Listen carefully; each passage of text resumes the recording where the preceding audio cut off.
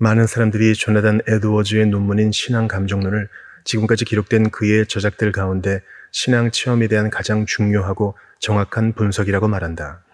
이 책에서 에드워즈는 영원한 상급을 받아 누리기에 합당한 하나님의 은혜를 받아 누리는 사람들의 가장 뚜렷한 특징은 무엇인가 하는 것을 가급적 분명히 정의하려고 했다. 간단히 말하면 그는 참되고 진정한 영성을 이루는 것이 무엇인지 정의해 보려고 애를 썼다. 질문의 형태로 정리해 보면 이렇다. 하나님의 성령의 임재와 구원하는 역사의 표지라고 할 수 있는 분명한 특징과 성품이 인간의 생각과 말을 통해 드러나는가? 다시 말해 하나님의 구원하시는 은혜를 체험했다고 주장하는 사람이 정말로 거듭났는지 어떤 방법으로 정확히 할 수 있는가 하는 것이다. 에드워즈의 많은 유명한 일화들 가운데 하나는 그가 하루에 13시간을 연구하며 보냈다는 사실이다. 하지만 그가 신학이라는 상아탑에 들어 앉아 당대에 제기되는 많은 문제들에 대한 답을 구했다고 생각하면 오산이다. 이런 문제들에 대한 에드워즈의 결론은 18세기 뉴 잉글랜드에서 일어난 부흥의 불길 속에서 재련되어 나온 것이다. 그러므로 우리는 당시의 역사적 신앙적인 배경에 대한 이해 없이 이 중요한 저작을 해석하려고 해서는 안 된다. 대각성 운동 1735년 5월 30일에 에드워즈는 보스턴에 있는 브래틀 스트리트 교회의 목사인 벤저민 콜먼 박사에게 8장에 달하는 편지를 썼다. 이 편지에서 그는 자신이 목도한 부흥의 특징을 설명했다. 콜먼은 이 편지의 주요 부분을 영국에 있는 자신의 친구에게 보냈고 이 편지로 인해 식민지에서 일어나고 있던 신앙적 사건들에 대한 소식이 빠르게 퍼져나갔다. 이내 에드워즈는 자신이 목도한 것을 좀 더 상세히 설명해 줄 것을 요청받았고 그는 다음과 같은 제목으로 그것을 기술했다. 뉴 잉글랜드 매사추세츠만 햄프셔 카운티에 있는 노샘프턴과 주변 도시들에 사는 수백 명 영혼들의 회심에서 드러난 하나님의 놀라운 역사에 대한 충실한 이야기. 에드워즈는 1736년 11월 6일에 이 작업을 마쳤다. 그는 이 짧은 책의 앞부분에 첫 번째 부흥의 물결을 기록했고 뒤이어 대각성 운동으로 알려진 역사를 기록했다. 부흥의 역사적 전조. 매사추세츠 사람들에게 부흥은 새로운 것이 아니었다. 에드워즈는 자신의 전임자여 외조부인 솔로몬 스토다드 아래서 이른바 추수를 5차례 목도할 수 있었다. 매번 부흥의 추수가 있을 때마다 에드워즈는 자신의 외조부인 스토다드가 마을의 젊은이들 대부분이 자신의 영원한 구원을 염려하는 것 같았다고 말하는 것을 들었다. 에드워즈가 노샘프턴에서 목회하는 동안에 일어난 성령 역사의 첫 번째 물결은 이웃 마을 두 젊은이의 예기치 않은 죽음에서 비롯되었다. 이 일이 많은 젊은이들의 영혼을 진지하게 했고 그로 인해 사람들의 마음에 신앙적인 관심이 일제히 일어나기 시작했다. 이 부흥을 가져온 초자연적 신적인 원인을 모두 부정하고 당시에 있었던 자연적 재앙 때문에 겁에 질린 공동체가 그렇게 반응한 것이라고 이야기하는 학자들도 있다. 1735년부터 1740년 사이에 뉴 잉글랜드에 디프테리아라는 전염병이 돌았던 것은 사실이지만 여기에 대해 에드윈 거스테드는 이렇게 말한다. 부흥운동이 있은 지 한참 후인 1735년 뉴저지주에 전염병이 돌았다. 어느 지역보다 전염병이 심각했던 코네티컷주와 매사추세츠주의 위필드가 다녀간 전후로 강력한 부흥이 있었지만 전염병과 부흥 사이에는 어떤 관련성도 찾아볼 수 없다. 뉴햄프셔주의 전염병은 1736년에 완전히 지나갔는데 이 사실이 킹스턴과 햄프턴 폴스 지역에 있었던 두 번의 대각성 운동 사이에 있는 5년의 휴지기를 설명하기 어렵게 한다. 마지막으로 뉴햄프셔주와 메인주에서도 코네티컷주와 매사추세츠주와 같은 전염병이 4-5번 심하게 훑고 지나갔지만 부흥은 코네티컷주와 매사추세츠주에서만 가장 광범위하게 일어났다. 에드워즈 스스로가 최근에 일어난 영적인 갱신을 믿음으로 말미암는 칭의에 대한 자신의 연속 설교와 노샘프턴 지역에 문란했던 한 젊은 여인의 특별한 회심과 연결짓고 있다. 에드워즈는 그녀에 대해 이 도시에서 사람들과 어울리기를 가장 좋아했던 사람 가운데 하나라고 조심스럽게 언급한다. 부흥의 특징. 부흥의 일화를 자세히 다루는 대신 에드워즈가 말하는 대각성 운동의 주된 특징을 살펴보려고 한다. 말 그대로 어디서 만나든지 부흥에 대해 이야기하지 않는 사람이 없었다고 에드워즈는 말한다. 모이기만 하면 사람들은 저마다 신앙에 관한 것을 이야기했다. 사람들의 생각은 놀라울 정도로 세상과 멀어져 있었다. 세상이 더 이상 중요한 것으로 생각되지 않았다. 사람들은 자신의 일상을 소홀히 하는 경향이 있었다. 적어도 일상의 일들보다 영혼의 상태에 대해 더 큰 관심을 기울였다. 이전에는 세상적인 일을 필요 이상으로 좇았다면 지금은 오히려 세상적인 일을 지나치게 소홀히 하는 경향이 있다. 신앙과 직접적으로 관련된 일에 너무 많은 시간을 보내서 위험할 지경이다. 이들의 주된 관심은 하늘나라에 들어가는 것이었다. 모두가 하늘나라를 침노에 들어가는 것처럼 보였다. 그들의 마음을 사로잡은 거대한 관심사는 결코 숨길 수 없어서 항상 그들의 표정에 드러났다. 에드워즈는 대각성 운동이 끼친 광범위한 영향에 크게 고무된 듯 갱신의 표지들이 드러난 서른 곳의 다른 지역의 이름을 일일이 언급한다. 노샘버턴에 대해서는 물론대소하고 영원한 세계의 위대한 일들에 무관심한 채로 남아있는 사람이 단 한 사람도 없었다고 말한다. 하나님을 예비하는 일에도 괄목할 만한 변화가 있었다. 우리가 공예배를 드릴 때 부른 찬송은 그 어느 때보다도 생명력이 있었다. 사람들은 여느 때와 달리 고양된 마음과 목소리로 노래했고 모두 기쁨으로 찬양을 드렸다. 무엇보다도 예수 그리스도의 인격이 예배에 참여한 모든 사람의 생각과 관심의 중심이 되었다. 말할 필요도 없이 이런 현상을 바라보는 사람들의 반응은 엇갈렸다. 많은 사람들이 이런 모습을 보고 비웃고 조롱했다.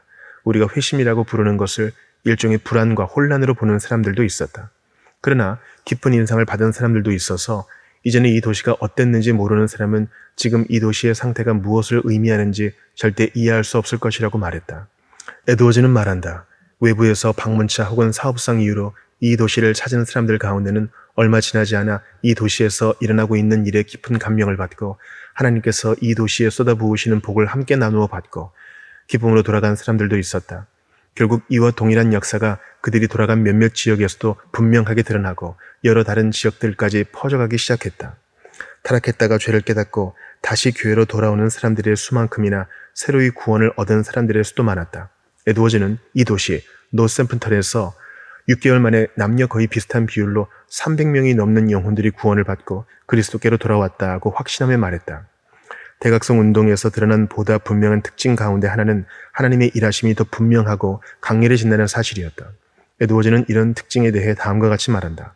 하나님께서 마치 일상적인 방식에서 벗어나신 것처럼 민첩하게 일하시고 하나님의 성령이 많은 사람들의 마음에서 순식간에 역사하셨다. 사람들이 순식간에 이토록 엄청나게 변화된다는 것이 정말 놀랍다. 그는 또 이렇게 말한다. 모든 사람이 보통 때 누리는 복을 가지고 있는 힘을 다해 1년 동안 이루는 일들이 하루 이틀이면 다 이루어질 정도로 하나님께서는 놀랍게 역사하셨다. 회심의 본질. 에드워즈는 참된 회심의 일정한 정형이나 패턴이 있음을 인정하기를 꺼려했다. 그럼에도 회심은 일반적으로 항상 두 가지 단계로 나타났다. 첫째, 회심에는 죄에 대한 통렬하고도 깊은 깨달음이 있었다. 죄에 대한 깨달음이 어떤 사람에게는 갑작스럽게, 어떤 사람에게는 점진적으로 일어났다. 그 결과 죄악된 행실을 끊고 이전에 자신이 행하던 악한 일을 버리고 무절제한 삶을 사는 것을 두려워하며 구원의 방패는 성경 읽기, 기도, 묵상 등을 열심히 추구했고 교회에서 이루어지는 의식에 열심히 참여했다. 그들이 평소에 자주 드나들던 곳도 바뀌었다. 더 이상 선술집에 가지 않을 뿐 아니라 오히려 이제까지 선술집에 모였던 것보다 더 많은 사람들이 말씀을 배우기 위해 목회자의 집으로 몰려들었다. 두려움을 체험하는 정도와 기간도 매우 다양했다. 도무지 감당하지 못할 정도로 죄에 대한 하나님의 진노를 절감한 사람들은 자신의 죄책에 소스라치게 놀라서 왜 하나님께서 자신과 같이 극악무도한 자들을 즉시 지옥에 쳐넣지 않으시고 계속 살아가게 내버려 두시는지 의아해하면서 울부짖었다. 둘째, 하나님의 사랑과 긍휼, 그리스도 안에 있는 구원의 은혜를 절감했다. 에드워즈는 이렇게 설명한다. 사랑의 감정이 때때로 어떻게 감화되는지 보면 정말 놀랍다. 하나님께서 순식간에 그들의 눈을 열어 그들로 하여금 하나님 은혜의 광대함과 그리스도의 충만과 죄인을 구원하시는 기꺼움을 맛보게 하시면 그들의 마음은 기쁨 넘치는 놀라움으로 날아올라 웃음과 함께 폭포수 같은 눈물이 터져 뒤범벅이 되었다. 때때로 깊이 탐복한 나머지 큰 소리로 울부짖는 것을 주체하지 못하기도 했다. 하나님이 구원하시는 사랑에 대한 넘치는 확신을 얻은 사람들은 여러 가지 반응을 보였다. 어떤 사람은 그리스도를 간절히 열망한 나머지 몸도 가누지 못할 정도가 되었다. 어떤 사람은 사악하고 비참하고 도무지 가치없는 피조물인 자신을 죽기까지 사랑하신 그리스도의 사랑에 압도되어 기력이 쇠진할 정도가 되었다. 하나님의 영광과 그리스도의 탁월함을 분명하게 느낀 나머지 자신의 본성과 생명이 그분 안에 완전히 잠기는 것을 경험한 사람도 있었다.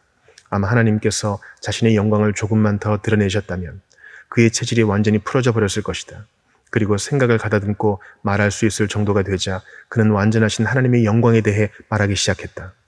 신령한 기쁨으로 충만할 때는 많은 사람들이 먹는 일조차 잊어버렸다.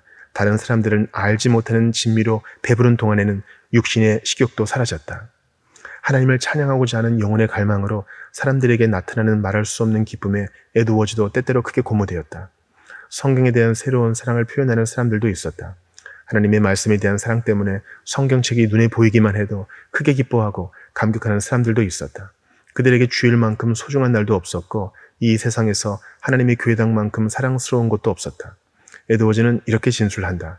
지난해와 같이 다른 사람들을 힘들게 했던 것을 고백하고 서로 간의 다툼과 분쟁을 해결한 때도 없었다. 이미 회심을 맛본 사람들은 다른 사람들도 회심하기를 간절히 열망했다. 부흥이 일어나는 동안에는 지역 주민들의 몸 상태도 눈에 띄게 좋아졌다. 당시는 내가 이곳에 온 이래로 사람들의 건강이 가장 호전되는 때였다. 보통 건강이 안 좋은 이들을 위한 기도 제목이 한 주에 7건이 올라왔지만 부흥의 기간에는 모든 주일을 통틀어 한 건 정도만 올라왔다. 하지만 부흥이 지나간 후에는 다시 예전으로 돌아가는 것처럼 보였다. 부흥의 결말. 부흥의 역사를 통해 우리는 어떤 부흥도 정확히 똑같거나 틀에 박힌 방식으로 나타나지 않는다는 것을 안다. 그럼에도 모든 부흥에 공통적으로 나타나는 한 가지 사실은 부흥이 언젠가는 끝난다는 것이다. 에드워즈는 이렇게 적고 있다. 5월 하순경에는 하나님의 성령이 조금씩 우리에게서 물러가시는 것을 현저하게 느낄 수 있었고 이때 이후로 사탄은 마치 메인 결박이 풀린 것처럼 그 어느 때보다 더 사납게 날뛰었다. 에드워즈가 보기에 부흥의 종지부를 찍은 한 가지 결정적인 사건이 있었다. 우울증 내력이 있는 가정의 한 남자가 자신의 목을 칼로 그어 자살하는 사건이 발생했다. 사탄은 그의 우울한 기질을 이용해 그에게 절망감을 불어넣었다. 사실 이 남자는 에드워즈의 숙부인 조셉 홀리였다. 이 사건은 그 지역의 부흥에 찬물을 끼얹는 것과도 같았다. 이 일이 있은 후에 그와 똑같이 하고 싶은 강한 충동을 느낀다는 사람들이 곳곳에서 많이 나타났다. 특별히 마음이 어둡지 않고 신앙적으로도 전혀 문제가 없는 일단의 경건한 신자들을 포함해서 우울한 기질이 전혀 없는 사람들조차도 마치 누군가가 자신에게 지금이 좋은 기회다. 너도 목을 그어라. 어서 라고 재촉하는 것처럼 느꼈다. 이런 일이 있은 지 얼마 후 하나님의 성령이 온 나라에서 떠나가시는 것을 분명하게 느낄 수 있었다. 그럼에도 부흥을 통해 구원받은 것을 고백한 대다수의 신자들은 자신들에게서 시작된 삶의 변화를 계속 이어갔다. 일반적으로 이들은 모든 일을 새롭게 느끼고 하나님과 예수 그리스도의 신적인 성품과 복음의 위대한 일들을 새롭게 자각하고 이해하는 것처럼 보였다. 이러한 일들을 겪고 난 에드워즈는 1740년에서 1742년에 일어난 부흥에서는 전과 달리 좀 더 신중하게 접근하는 모습을 보인다. 1740년에서 1742년의 부흥. 제1차 대각성 운동으로 알려진 두 번째 성령의 역사는 일반적으로 1740년에서 1742년으로 잡는다. 역사가들은 일반적으로 조지 위필드가 당시 미국을 방문한 시점을 부흥의 기점으로 삼는다. 1740년 가을에 도착한 위대한 순회 설교자 위필드는 뉴 잉글랜드 전역을 부흥의 불길에 사로잡히게 했는데 이에 비하면 1734년에서 1735년에 있었던 부흥은 작은 산불로 여겨질 정도였다. 대서양 연안을 따라 수천 명에게 설교한 위필드가 에드워즈가 있는 노샘프턴에 도착한 것은 10월 중순이었다.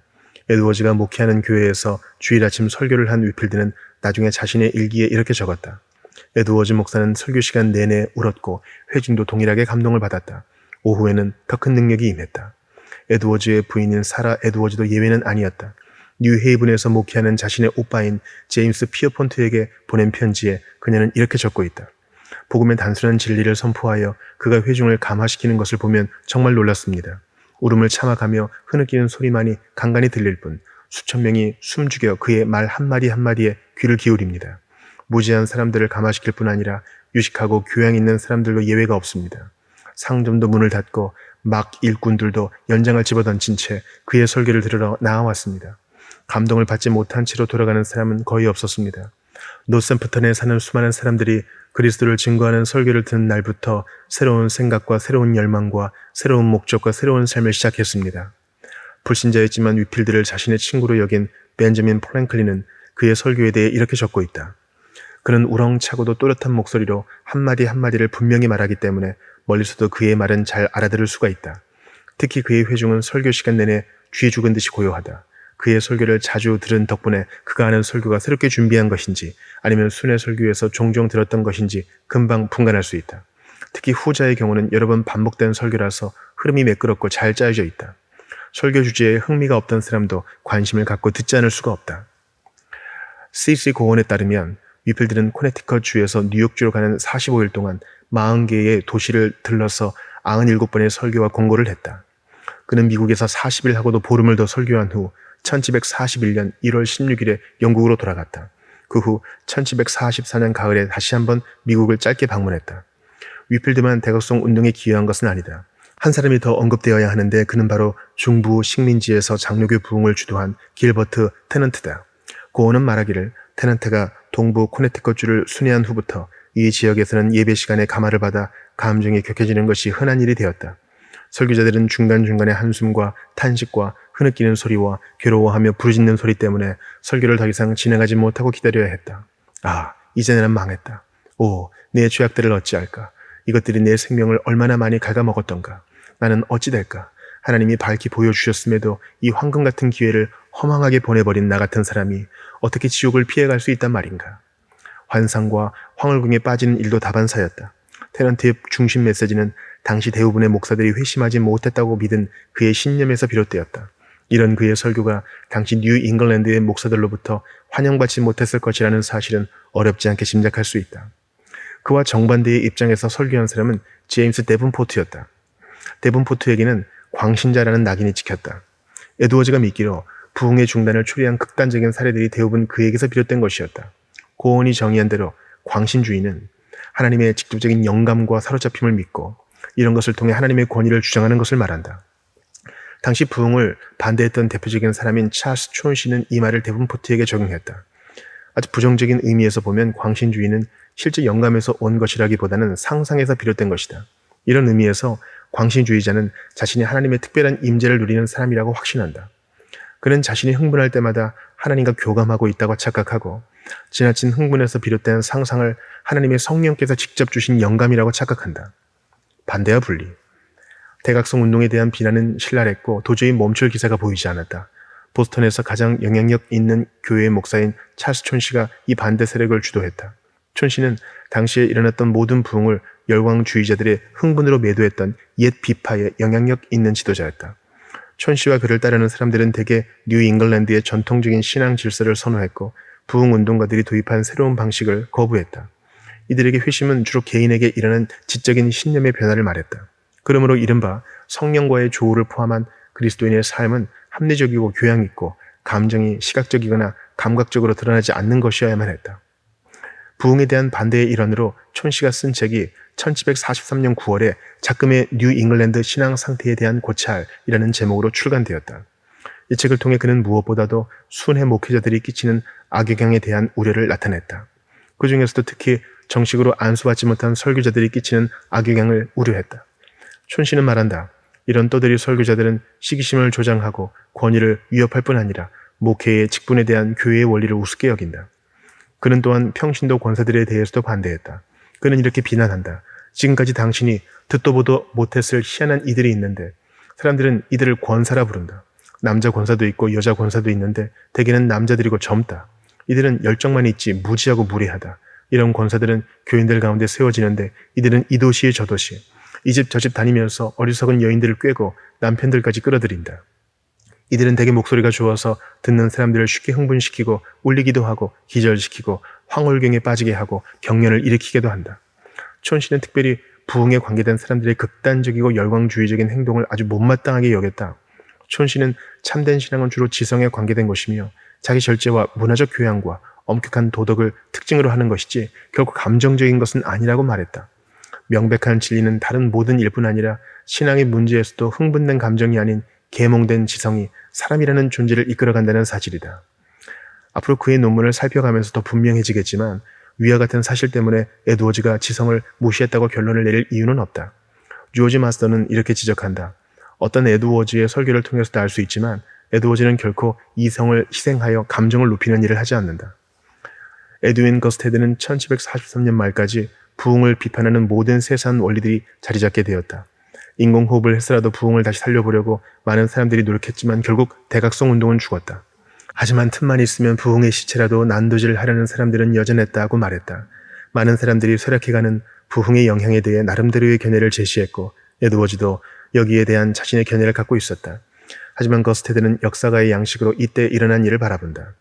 우리의 입장에서 볼 때 비범한 통찰력 없이도 1741년에 일어난 열렬한 신앙이 오래 지속되지 못했을 것이라고 결론 내리는 것은 그리 어렵지 않다. 지독한 두려움과 고통스러운 각성, 불붙는 헌신은 특성상 인간에게서 오래 지속되지 못할 것들이다. 열병은 빨리 멈추어야 한다. 그렇지 않으면 환자는 죽을 수밖에 없다.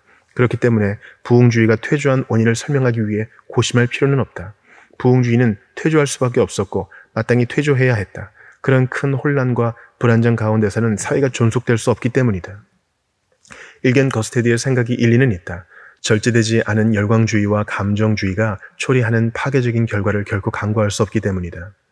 대각성 운동에 대한 에드워즈의 변호, 대각성 운동이 활발하게 계속되는 동안에는 물론이고 그 이후에도 에드워즈는 일관되게 부흥이 하나님께로부터 온 것이라고 변호했다. 그 역시 열광주의나 주관주의 그리고 데븐포트가 확실히 성령의 역사라고 주장하는 것들을 반대했다. 하지만 이런 지엽적인 문제들이 하나님께서 행하신 일들을 무의미하게 만든다고 생각하지는 않았다. 예일대학 당국은 많은 학생들 사이에서 열광적으로 일어나고 있는 터무니없는 일들의 종지부를 찍고자 에드워즈에게 1741년 9월 10일에 있을 졸업식 설교를 부탁했다.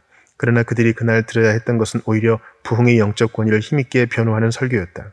같은 해 에드워즈는 이 설교를 증보해서 보스턴의 목사인 윌리엄 쿠퍼의 서문과 함께 출판했는데 이 책의 제목은 다음과 같다.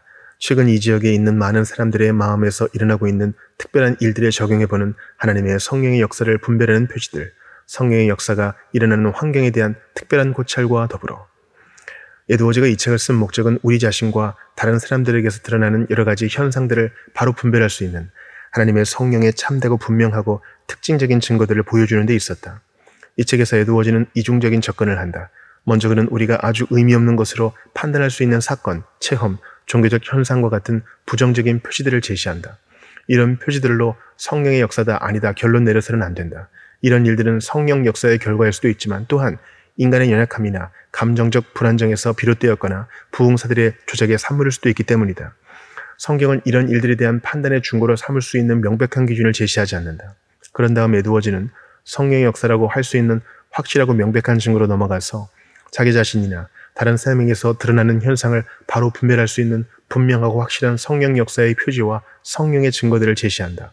여기서 에드워즈는 요한일서 4장 1절에서 6절로부터 추석해낸 원리들을 근거로 자신의 주장을 펼친다. 부흥에 대한 반응. 부흥은 신학적이고 목회적인 상징성을 갖는 중요한 문제들을 부각시켰다. 이것이 바로 에드워즈가 신앙 감정론을 쓴 궁극적 이유다. 문제는 두 가지다. 첫째, 참된 신앙의 본질은 무엇인가? 하나님께서 기쁘게 받으실 만한 삶의 핵심은 무엇인가? 둘째, 참된 신앙과 거짓된 신앙, 성화와 외식, 참된 경건과 허울 뿌린 경건을 분별할 수 있는 기준이 있는가? 만약 있다면 어떤 사람에게 성령이 구원하시는 역사가 일어났는지 어떻게 알 수 있는가? 구원에까지 미치지 않는 성령의 통상적이고 일반적인 역사와 구원하시는 성령의 은혜의 역사를 우리가 얼마만큼 확신을 가지고 분별할 수 있는가? 촌 씨에 대한 대응으로 에드워즈는 첫 번째 질문에 대해 참된 신앙은 주로 거룩한 감정으로 이루어져 있다고 대답한다. 두 번째 질문에 대해서는 참된 영성과 거짓된 영성의 차이를 분별할 수 있는 24가지 표시들을 제시한다.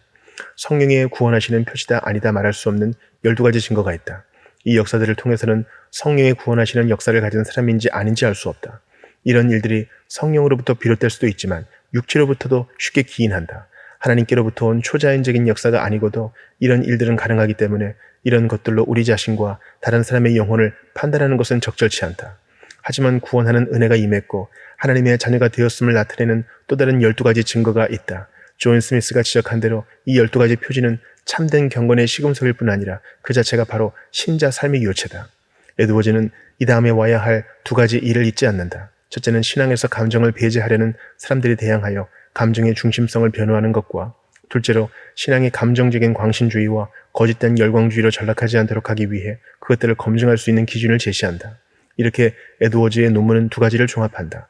성령의 역사와 인간 영혼에 있는 감정을 연관시키고 동시에 올바로 검증된 감정을 통해 어떻게 우리가 참된 경건과 거짓된 경건을 구분할 수 있는지를 보여준다. 데븐포트와 그의 추종자들을 비롯해 많은 사람들이 떨림이나 고함, 웃음이나 울음과 같은 물리적 현상과 스스로 참된 신앙적 열정이라 여기는 다른 분명한 증거들을 체험한 자신들이야말로 성령의 은혜를 받은 사람들이라고 주장했다. 에드워즈가 설교하는 동안에도 그의 아내 사라를 포함하여 회중이 몸의 기력을 다 잃고 고꾸라지는 일이 있었다. 환상을 보고 환청을 듣고 마음의 강렬한 느낌을 받았다고 증거하는 사람들도 있었다. 때때로 어떤 사람들은 황홀경에 빠진 상태에서 24시간 혹은 그보다 더 오랜 시간을 보내기도 했다. 경련과 같이 몸으로 느낄 수 있게 드러난 것들이 성령의 역사를 증거하는 확실한 표지인가? 아니면 이 모든 것은 순진한 양들의 감정을 불러일으키는데 탁월한 목사들이 교묘하게 연출해낸 것인가? 에드워즈는 둘 다 아니라고 한다. 연약한 본성을 가진 인간이 성령과 조우하면 그것을 견디지 못하고 이런 물리적인 현상을 보일 수 있다는 것이다. 그러나 그렇지 않을 수도 있다. 어떤 경우에든 이런 것들은 구원의 확신을 위한 근거로는 충분하지 않을 뿐더러 신자 삶의 본질도 아니다. 에드워즈의 신앙 감정론을 연구해가면서 우리는 에드워즈가 촌시에 대항하여 참 신앙은 단순히 진리에 대한 관념적인 이해와 지적인 동의로만 이루어진 것이 아니고 사랑과 희락과 기쁨과 평강과 갈망과 같은 감정이 역동하는 마음의 지각이라고 주장한다는 사실을 염두에 두어야 한다. 이런 감정은 물리적 현상을 동반할 수 있지만 이런 물리적 현상이 앞에서 말한 신앙 감정의 실제를 보증하지는 않는다고 에드워즈는 말한다. 우리는 또한 에드워즈가 촌시에 대응하여 물리적 현상은 그 자체로 영적인 체험의 실제에 대해 아무것도 말해주지 않는다고 주장한다는 사실도 기억해야 한다. 지각이 인식하는 바에 대해 몸이 생경하게 반응할 경우 이런 몸의 반응이 성령의 구원하시는 특별한 은혜와는 전혀 상관없이 순전히 자연적, 마귀적이라고 말하는 것이 아니다. 자연적이고 물리적이고 심리적인 요인에서 비롯될 수도 있다는 사실에 놀라지 말아야 한다고 에드워즈는 말한다. 데븐포트와 다른 사람들이 부흥을 감정적인 극단과 무절제로 규정했음에도 에드워즈는 그 속에서 하나님의 참된 역사를 보았다. 어떤 사람들이 종교적 속임수로 목욕물을 더럽힌 것은 사실이지만 최소한 에드워즈는 그 속에서 살아있다고 생각되는 아기를 더러운 물과 함께 버리지 않았다. 나중에 에드워즈는 스스로 구원받았다고 주장하는 사람들의 말을 거의 그대로 믿은 자신이 다소 순진했다고 인정했다. 부흥이 지나가고 나자 이때 갖고 있던 열심과 믿음의 고백에서 급속도로 떨어져 나가는 사람들을 에드워즈는 목격했다. 또 자신과 함께 일해오던 사람들 가운데서도 그런 사람들이 있었다. 이로 인해 에드워즈가 부흥을 전적으로 부정하지는 않았지만 주관적인 체험과 겉으로 드러나는 물리적인 현상을 가지고 자신의 구원을 확신하는 것은 부실하고 잘못된 기초에 근거해 집을 짓는 것이라고 어느 때보다도 더 분명히 확신하게 되었다. 마이클 헤이킨이 지적한 대로 회중 가운데 많은 사람들이 참된 회심을 확인하는 방식에 대해 잘못된 생각을 갖고 있었고 이로 인해 많은 문제들이 생겨났다. 그들은 상상력에 미치는 느낌과 특정한 체험에 지나친 비중을 둘 뿐 에드워즈가 은혜의 열매와 가슴에서 자각할 수 있는 한결같은 성향이라고 말한 것을 충분히 숙고하지 않았다. 그렇다면 구원에 이르는 하나님의 성령과의 참된 조우의 본질은 무엇인가? 우리가 하나님의 구속 은혜를 받은 사람이라면 그 은혜를 받았다고 말할 수 있는 결정적인 기준은 무엇인가? 이것이 바로 조나단 에드워즈가 신앙 감정론을 통해 자문했던 것이다.